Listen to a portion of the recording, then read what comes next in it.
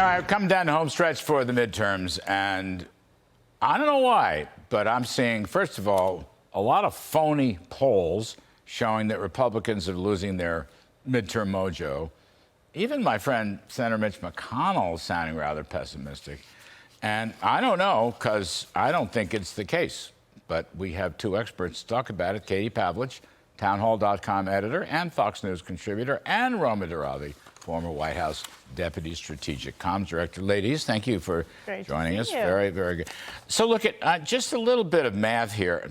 I was talking to John McLaughlin over the weekend, a very distinguished pollster. And these polls coming out, first of all, they're not likely voters. You need to poll likely voters. But they're underrepresenting Republicans. For example, Economist YouGov, which, get this, shows Democrats 45, Republicans 39 in the midterms, right?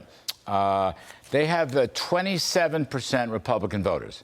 Now, in 2018, there were 33% Republican voters, and in 2020, there were 36% Republican voters. So if you did it that way, Katie, you'd probably get different results. But, I mean, is this to be expected? These pollsters know what they're doing, and they deliberately underreport Republicans.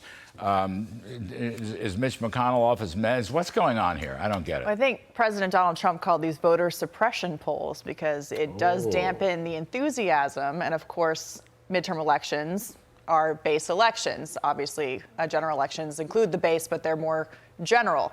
When it comes to what we're seeing out in America, I think that these pollsters tend to be in a little bit of a bubble when they're underrepresenting Republicans, and also when you just look at the mood of the country. You get outside of D.C. and New York, who are saying that Joe Biden's on his way back to a comeback and that he's got his mojo back. The New York Times saying the aviators are back on and therefore he's going to be more popular.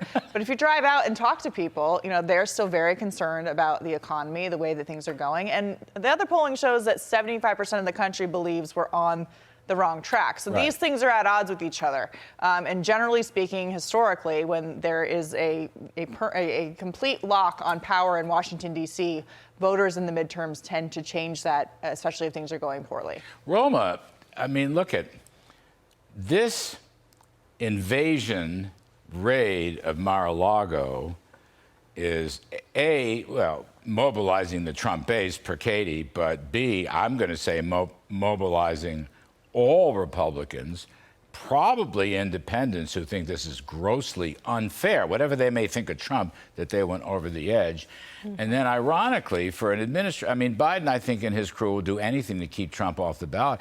Does this make it more likely that he will come on the ballot, that he will run for president? What do you think about that? Well, I think Joe Biden has done a whole lot of things that make it more likely for Donald Trump to come on the ballot this coming election for presidential elections. But to go back to the midterms, we know that Donald Trump has had a 95%, really huge scores. 95% of his endorsed candidates have won their primaries. That means that we are going into the midterms in a very strong position. What we need to do now is not sit back and relax and say we've got this in the bag. Republicans need to rally behind the winning candidate, or we're going to have, you know, very poor polling, like you said, come out where you have Fetterman running against Oz, and he's up in the polls. No one has seen him in months on the campaign trail. He's a crazy person. Can I just interrupt? He is a crazy, big government socialist person, or worse. Right. I mean, so, right. So why is no one looking at that? Well, he's hiding. And there's a few others, too.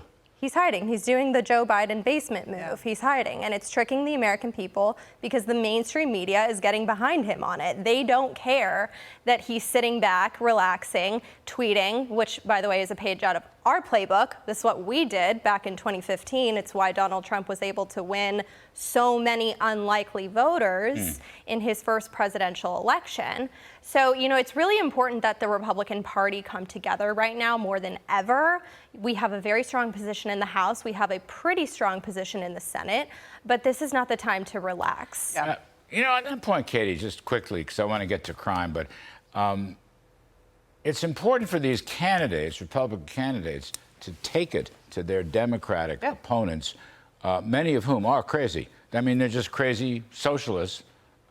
They're against cops, against, you know, for a free border. I mean, if anything's missing, I would say that's missing. They need to take Well, it. I mean, you mentioned Mitch McConnell. I mean, Mitch McConnell, it is his obligation to get behind the primary winners and put his ego aside, even if they're Trump-endorsed candidates, because he has this issue with Donald Trump now. That's fine, but for the sake of the Republican Party and the sake of the future of the country, and quite frankly, for 2024, you look at the map electorally, you need Pennsylvania, you need Wisconsin, you need North Carolina to win that election. And so it's his job to rally the troops. So for him to kind of sit back and say, well, we're not sure, that's not really what he should be doing right now. He should be getting money behind these candidates to go after Democrats who, as you said, are interested in socialism, not moderate Democratic Interested. policies. They're arguing about, Leninism, Trotskyism. That was a joke, but Yeah. you know what I'm saying.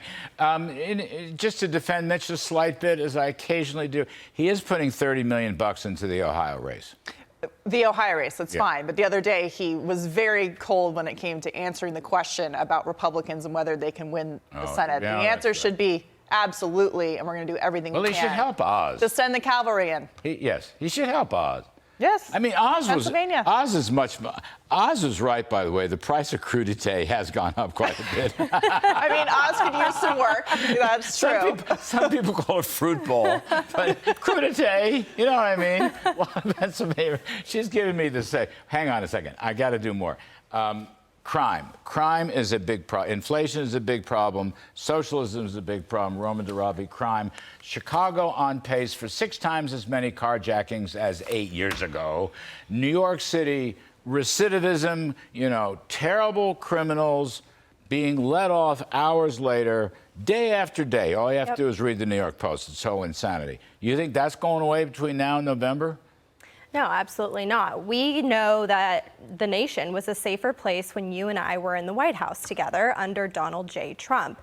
We were safer, we were more secure, we were rising in terms of the economy, the border was secure, people had gas for less than $2, right? So everything points to Republicans leading again, especially when it comes to crime. You can draw a direct line from the open borders to Democrat leadership, and you can draw a direct line from the open borders to the rising crime. This is all related. There is no world that exists where drugs pouring into our country does not impact the rising crime in our cities, which also is relative to the economy shrinking. Democrats crime never goes talk- up when the economy goes down. No, that's right. That's right. But Democrats don't want to talk about crime and hardly Well, ever they don't talk about drugs. They don't want to talk about it because they're responsible for it. So you say 8 years ago, things were different in Chicago. Chicago has always had problems. So what happened 8 years ago in 2014?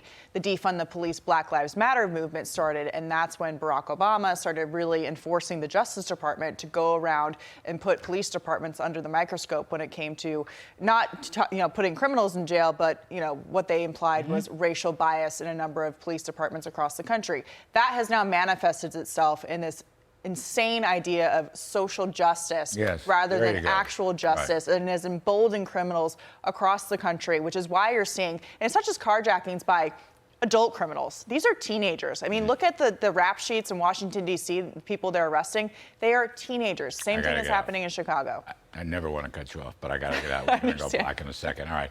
Katie, Pavlich, Roma Daravi. Great to Thank see you, you. kids. Appreciate Thanks, it very, Larry. very much.